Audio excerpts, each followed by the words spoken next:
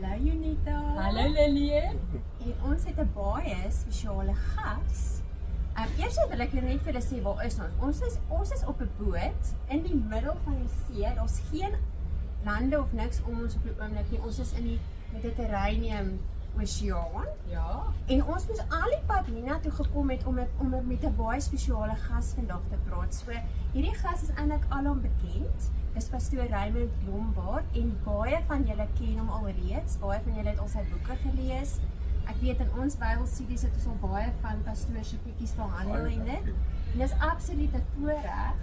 Regtig en so geseënd om hierdie tydjie saam met pastoor te hê.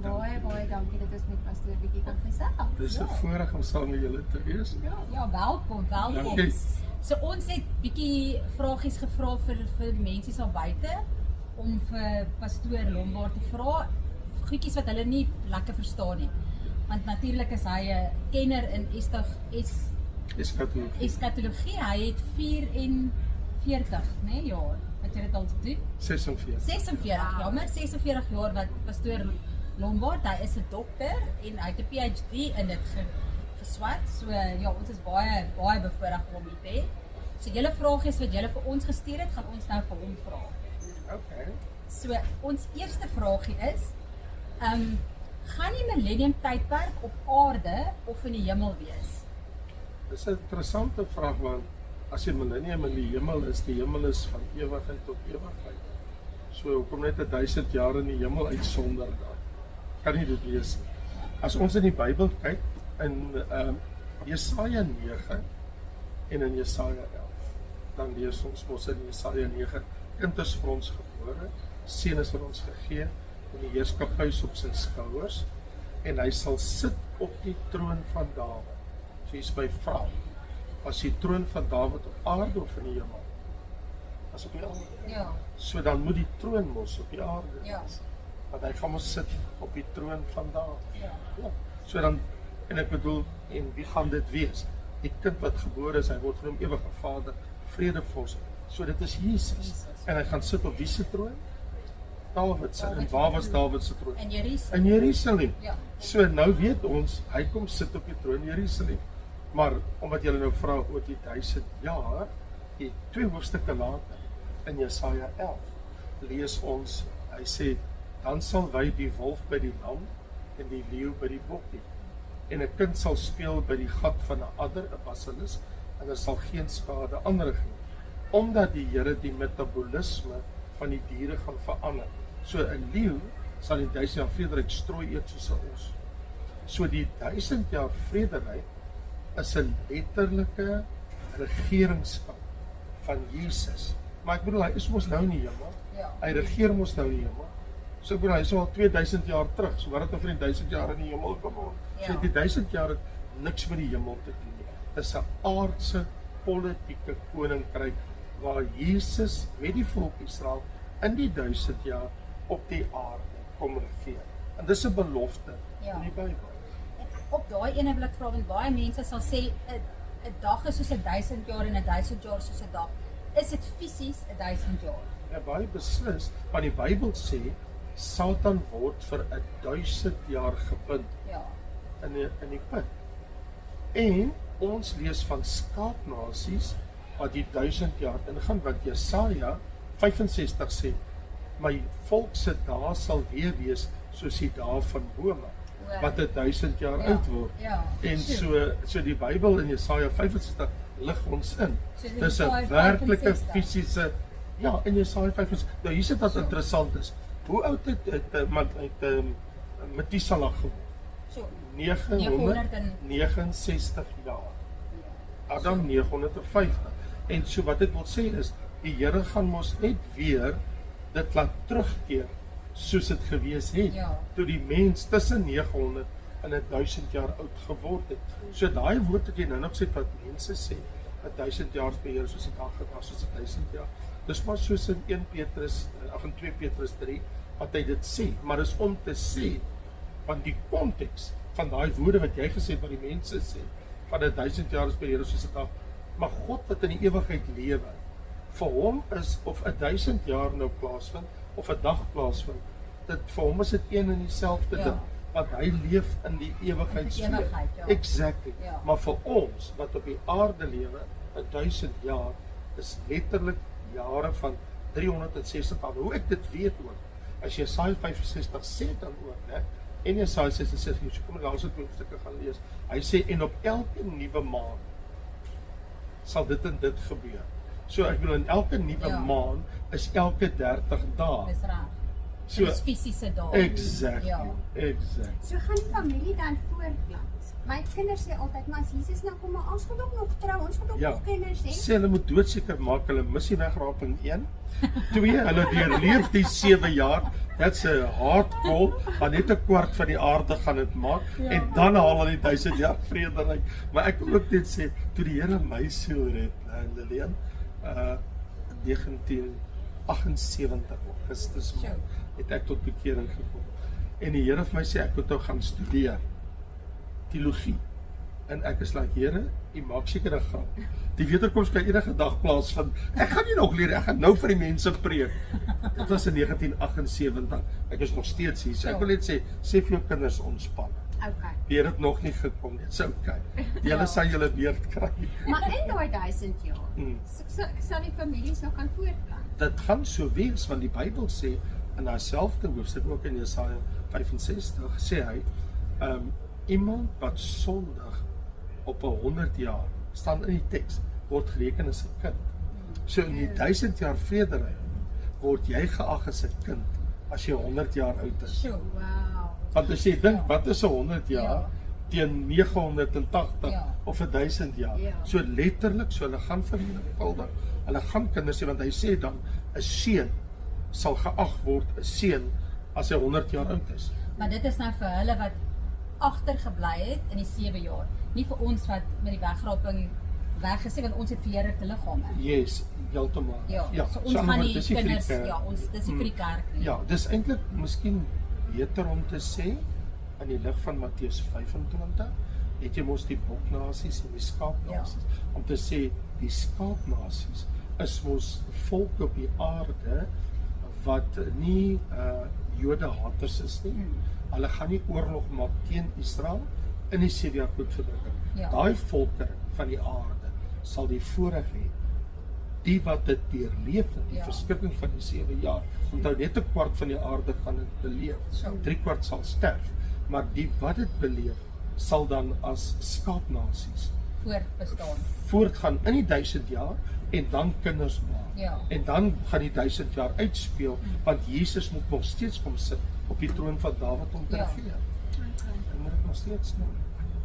Want daai is 'n onvervulde profesie, nee. Ja, dit het alles nog gebeur. Ja, want die ander interessante ding, dis wat ek net vir julle wil sê wat baie mense nie besef nie.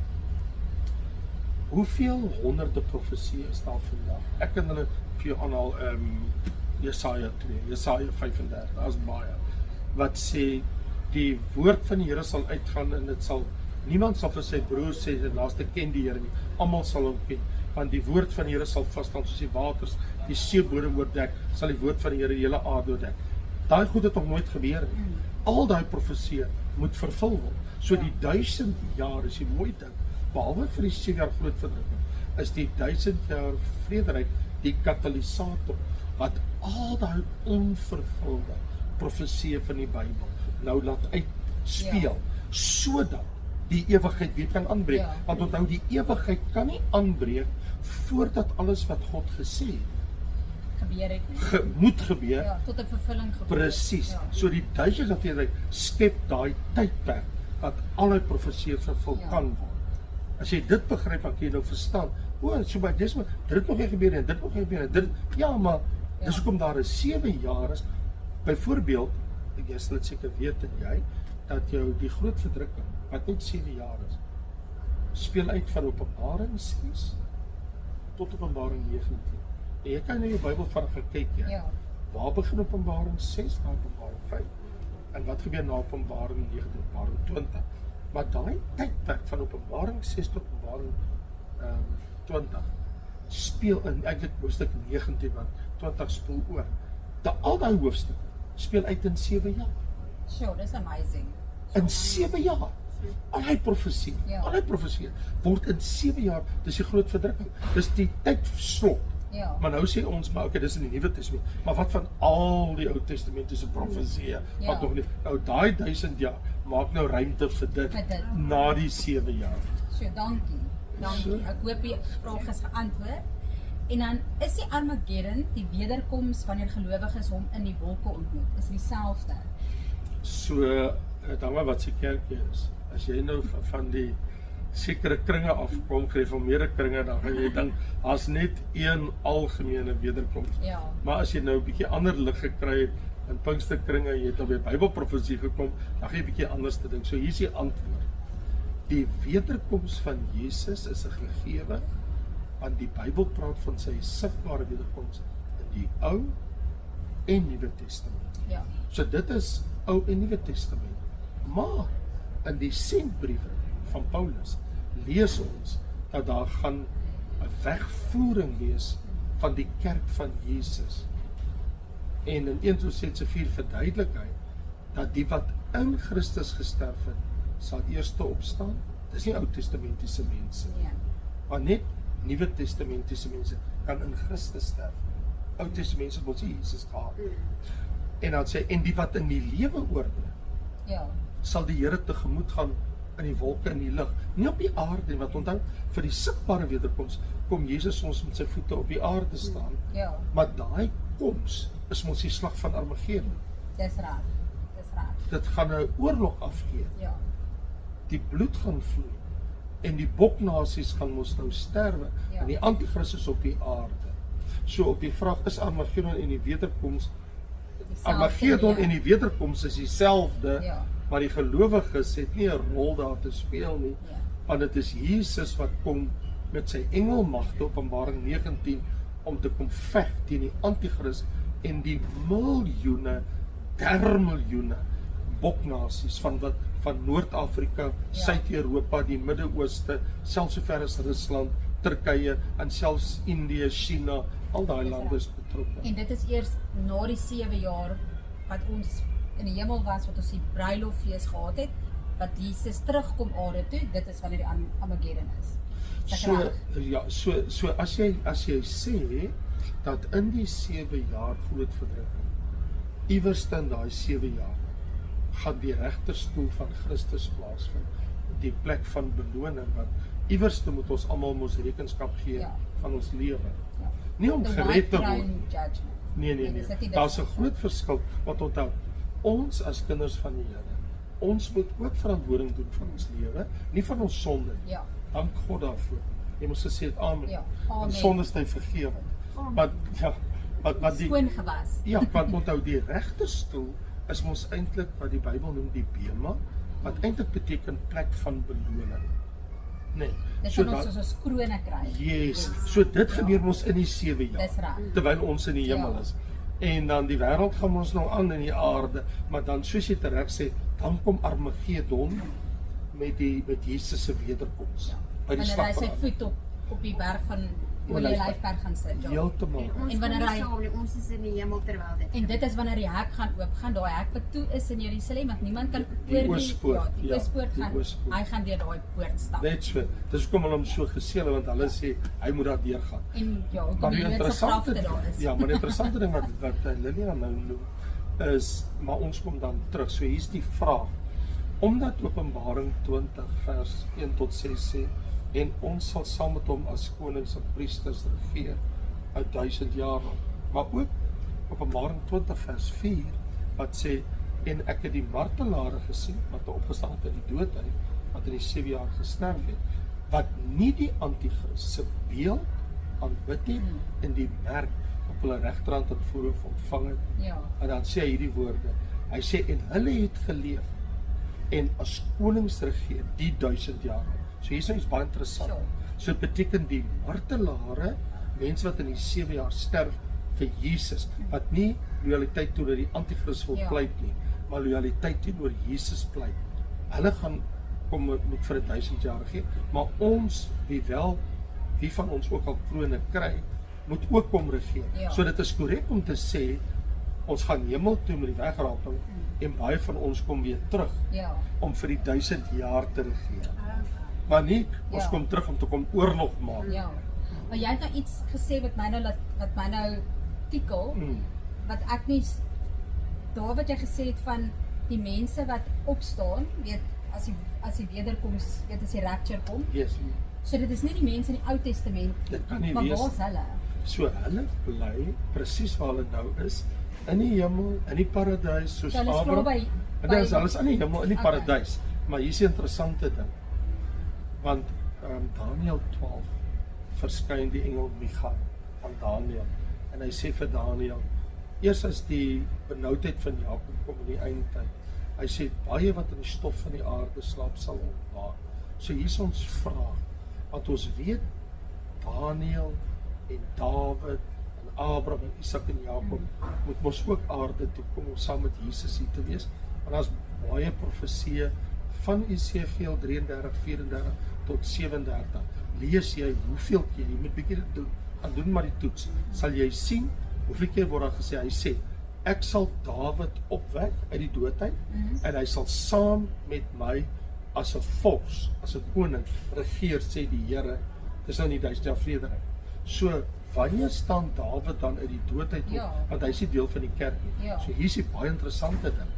Dit beteken, aan die einde van die 7 jaar groot verdrukking, 7 jaar nadat die wegraping plaasgevind het, en die wat in Christus gesterf het, opgestaan het, 7 jaar daarna, tydens die wederkoms van die Here, sal die Ou Testamentiese heiliges, want die martelare, hulle is ook mos die 7 jaar in die hemel, want daar staan ons aan die einde van, eers in Openbaring 20, en die wat nee gesê het vir die Antichrist, dis in die 7 jaar, hulle het geleef, en as konings regeer, en ook die Ou Testamentiese heiliges, saam met hulle. So dit sal heel korrek wees om te sê, dat by die wegraping, word die kerk verheerlik, en die wat in Christus sterf staan op, Ou Testamentiese heiliges bly nog steeds daar. Hulle gaan eers 7 jaar later opstaan. So hulle is nie nou in die hemel nie. Hulle is in die hemel. Hoekom sal hulle nie in die hemel wees? Jy sê hulle gaan eers opgewek word. Nee, kom ek verduidelik. Ek dink daar is miskien iets wat jy nie verstaan nie. Jou vraag, miskien moet ek op 'n ander manier beantwoord. Mense wat nou in die hemel is net hulle geeste daar. Dink jy regtig so? Dink jy hulle sweef nou daar rond so spookase? Hoekom ek dit sê is, nee, jy mag nie. Dis die probleem, want dis wat ek sê, dis die catch. Ek het geweet, en ek weet al, dis die catch vir julle twee. Luister nou mooi, 1 Korintiërs 15 is die opstandingshoofstuk in jou Bybel. Gaan lees, dan lees jy alles oor die opstanding. 1 Korintiërs 15. En dis bekend, wêreldwyd, dit is die opstandingshoofstuk van die Bybel. Nou, as jy dan lees, dan staan daar's aardse liggame en daar's hemelse liggame. Soos ons die beeld van die aardse gedra, so sal ons die beeld van die hemelse dra. So ek wil nou iets vir jou sê. As jy nou sterf en jou gees gaan uit jou liggaam uit, gaan jy in die heerlikheid van God. En jou gees word oorklee met 'n hemelse liggaam. Nie 'n verheerlikte liggaam nie. 'n hemelse liggaam met 'n kleed. Want hoekom lees ons in Openbaring 6, die martelare wat in die 7 jaar sterf, dan staan daar, en daar word vir elkeen van hulle wit klere gegee. En gesê, hulle moet 'n klein tydjie rus. So, hoe kan jy wit klere kry as jy net gees is? So die gees kry ook 'n liggaam. Soos ons dra nou die aardse stof, uit stof uit. Maar as jy nou in die hemel is, het jy hemelse liggaam, en jy word met hom oorkleed. So die Ou Testamentiese heiliges het hemelse liggaam. Die kerk het hemelse liggaam, maar nie verheerlik nie. Wow.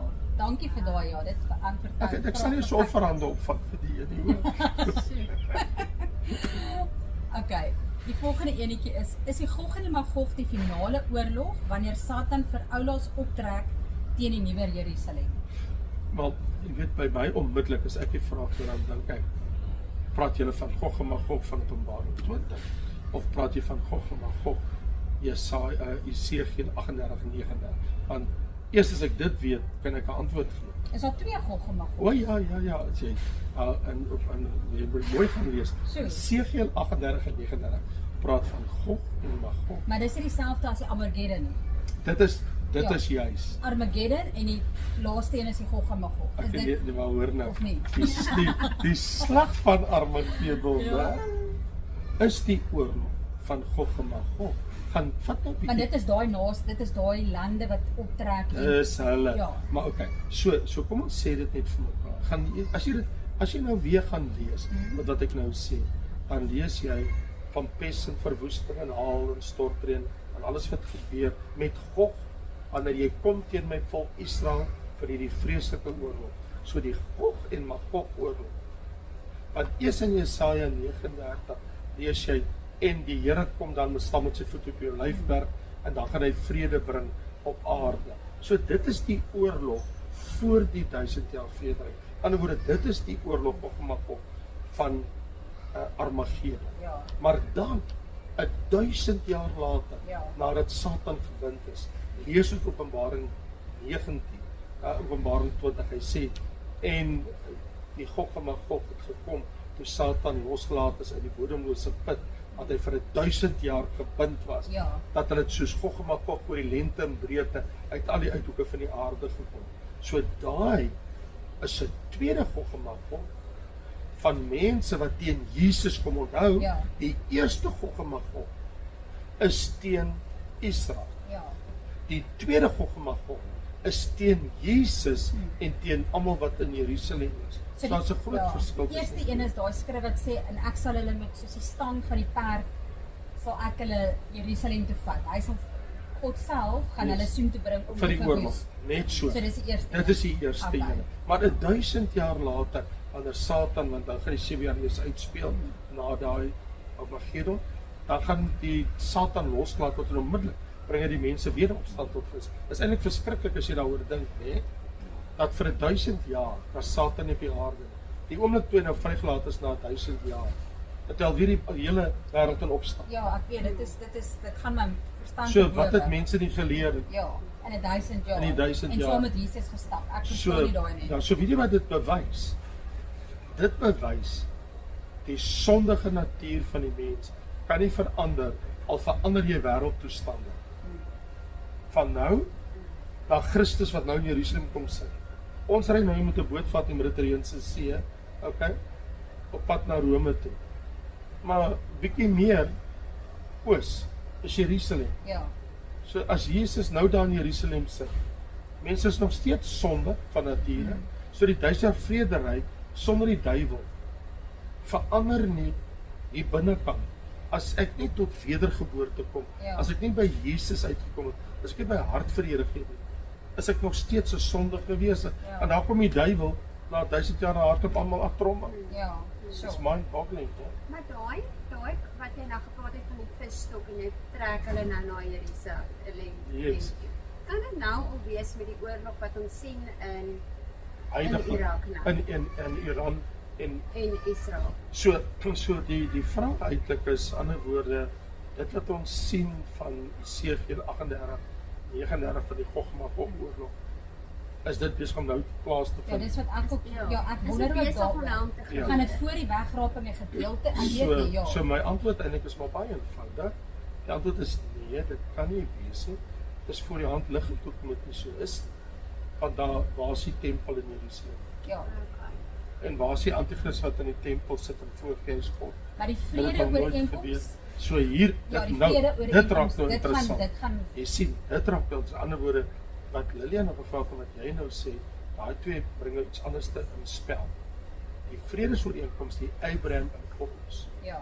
Dit is wat dit interessant maak. Ander woorde, die Abraham Accords is waar Arabiese volke teken. Ons wil nie met Israel oorlog hê nie, ons wil vrede hê. Ja. En daai Abraham Accords het al begin die afgelope 5-7 jaar. En daar's al 'n paar lande wat geteken het, Marokko het geteken, UAE het geteken, Qatar, Doha, soos 'n klomp het al klaar geteken het. En ek sien nou die afgelope week, daar's so baie ander lande wat ook. Maar Rusland is een van hulle wat gaan teken en China of nie? Weet nie. Die probleem is Rusland en China gaan saam met die anti-kris om oorlog maak. Nou wat Lilian vra oor Iran, kom ek iets verduidelik. Wat ons nou sien is alles voorlopers. Die Abraham Accords en die oorlog met Iran is alles voorlopers vir dit wat net hier voor lê. So dit maak ons eintlik almal opgewonde. Want dit sê vir ons dinge is besig om te gebeur. Ander woorde, ons kan sien hoe begin die nasies hulle vere reg trek vir die vervulling van Bybelprofesie. So die goed is besig om voor ons oë te gebeur. So wat ek wil sê is al hierdie speel in die rigting van wat die Bybel sê moet gebeur. So ons is nog nie daar nie, ek het so stel. Ons is nog nie daar nie, maar ons is op pad. Nou vraag jy daarop, want die tempel gaan herbou word. Net so. Dink jy of nee, in die woord uit, gaan die tempel gebou word net voor die 7 jaar verdrukking of vir die eerste 3,5 jaar is vrede? Maar dink jy die tempel gaan gebou word voor die wegraping of net na die wegraping? Wat ek nou sê. As dit voor die wegraping plaasvind, dat hulle die tempel bou, nê. Dan gaan ons almal dans tot in Jerusalem. Dan weet ons, luister, wil ek sê, kanselleer maar jou polisse, get rid of everything. Kry jou kinders uit die skole, time's up. Jy weet, gaan spandeer maar jou geldjies wat jy het, it's over. Nee, dit is nie so nie, want onthou, daar's 4 plekke in die Bybel wat praat van die 3de tempel, wat nou net 4 plekke in die hele Bybel. Matteus 24 en 2 Tessalonisense hoofstuk 2 en dan Openbaring hoofstuk 11. Dan los ek vir die 4 om te gaan soek. Okay. Alright. Nou jy gaan hom met soek, né? Daai 4 plekke, né? Wil ek vir iets sê. Die naaste wat ons kom oor wanneer dit gebou word is, en ek gaan vir die 4 gee. Daniël 9 vers 27 wat sê hy sal 1 week lang met baie 'n sterk verbondenheid, ons weet dit is die Antichrist, want hy sê en in die middel van die week sal hy slagoffer en spysoffer laat ophou. Wag 'n bietjie, in die middel van daai profetiese week van die 7 jaar. Ja, die 3,5 jaar. So in ander woorde, dit hou die deur oop dat die tempel kan gebou word nou. Want hy sit nog nie in die tempel nie, want eers na die 3,5 jaar gaan hy sê eers in die middel van die 7 jaar vir die laaste 3,5. En hy sê nou aanbid julle my. Presies. So in ander woorde, hulle kan na die wegraping in daai 3,5 jaar kan hulle nog steeds die tempel gaan. Die profesie sê dat God op die troon van Dawid gaan heers. Wat beteken dit? Presies wat dit sê. Jesus kom regeer op die aarde fisies. Onthou, uit wat se nageslag kom Jesus? Wat 'n nageslag? Uit watter stam? Uit Dawid. En wat se stam is dit? Juda. So dis die koninklike stam. So is Jesus 'n koning. Ja. Maar die profesie het gesê in Jesaja 9 hy moet kom regeer. Het hy regeer? Nee, nog nie. Presies, hy het hom gekruisig. So vir die profesie om vervul te word, moet Jesus terug. En hy moet op die troon gaan sit vandag. So die antwoord is ja, hy is koning, want hy kom uit die stam van Dawid. Ja, van wat uit die stam van Juda is. So die antwoord is baie eenvoudig. Jesus moet sy plek kom inneem om te regeer oor die hele aarde, die hele wêreld. Ja. En hy sal met 'n uisterscepter kom regeer oor die hele aarde. Want Jesus het nog nooit kom regeer op aarde. So waar's al daai profesieë wat die Ou Testament van sê, hy kom sit en hy kom regeer in die mense neer waar hy was. As iemand dit kon doen, dan sal hy, daar sal 18 duim soveel spasie wees tussen die El-As moskee en waar die tempel se oostelike muur is. So in ander woorde, die twee kan langs mekaar staan. Die vraag net is, gaan hulle langs mekaar staan? Of gaan iets gebeur met die El-As moskee? Gaan iemand hom in die lug opblaas? Ek het al gedink een van hulle eie pile gaan daai moskee verstaan. So wat ek wil sê is, dit is spekulasie. So ek bedoel, ons kan baie goed sê en ek kan baie vra, maar ek sal eerder bly by wat ek weet, wat ek sê. Presies, wat ek weet is, hulle gaan hom op presies dieselfde plek bou. En as hulle op dieselfde plek bou, het hulle genoeg spasie om dit te doen. Ja, dit is natuurlik sal die Arabiese wêreld vir hulle toestemming gee. Want onthou, om die tempel te bou, hulle mag nie nou die tempel bou nie, want die seggenskap, die regte om die tempel te bou lê by Jordanië. So as die koning van Jordanië nie toestemming gee, kan dit nie gebeur nie. Ja. So eers as Jordanië sê, raak julle kan bid. Okay, so. Matteus 7 vers 21 tot 27 se verklaring. So jy kan vir ons sê wat staan daar? Ek weet wat daar staan. Ons weet.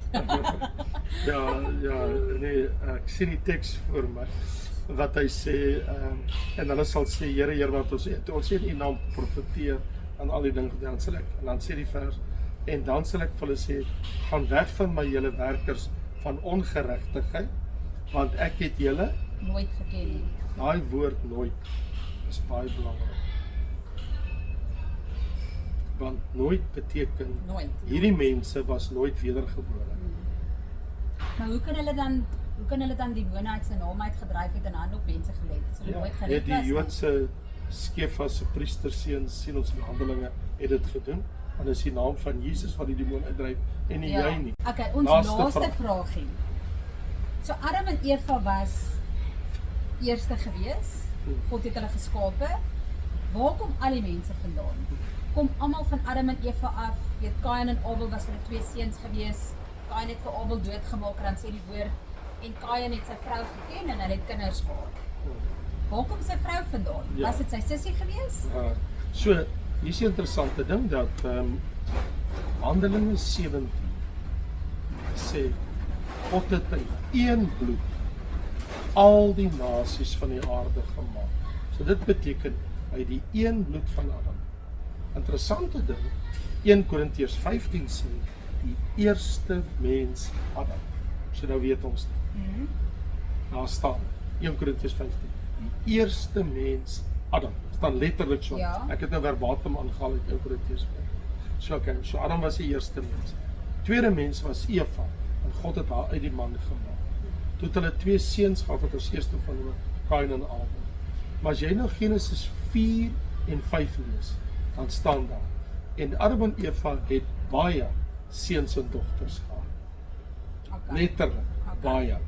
Maar omdat ons spesifiek lees, dat toe Kain vir Abel doodgeslaan het hy gevlug na die land Nod, en daar het hy van 'n vrou geneem. Begin ons dink, okay, was dit nou 'n ander land met ander mense? Nee, 2 hoofstukke verder lees ons. Die Bybel sê, die volgende 4 en 5, dat in 4 het hy gegaan na die land Nod. So, Adam en Eva het baie kinders gehad. Sy volk. Hulle het amper 1000 jaar oud geword. So wat ek nou wil sê is natuurlik, omdat die DNA skoon was van die mense op daai tydstip, sou dit niks gedoen het as jy getrou het met jou eie familie nie. Want dis hoe alles begin het. So Genesis 4 en 5 leer vir ons, hy het al hierdie seuns en dogters gehad, en natuurlik het hulle getrou met mekaar, en toe uiteindelik, toe gebeur interessante ding. In Genesis 12, toe bring die Here 'n taalverwarring. Ja, met Babylon. Dis reg, met meer as 70 tale. En toe die mense hulle verdeel aan al hierdie volke nasie tale, toe is daar 'n groot split. Sjoe, dankie pastoor. Dit het nou op hele paar vrae van ons geantwoord en hopelik vir julle ook. Ons gaan nou eers groet want ek dink die video gaan bietjie lank wees, maar ons gaan hom lekker laai. Miskien moet julle dit maak deel 1, deel 2, deel 2, deel 3. Ja, hy het 'n bietjie afgesny ons video. Ons weet nie hoekom nie. Maar ons weet die Here gaan dit vir ons reg uitwerk.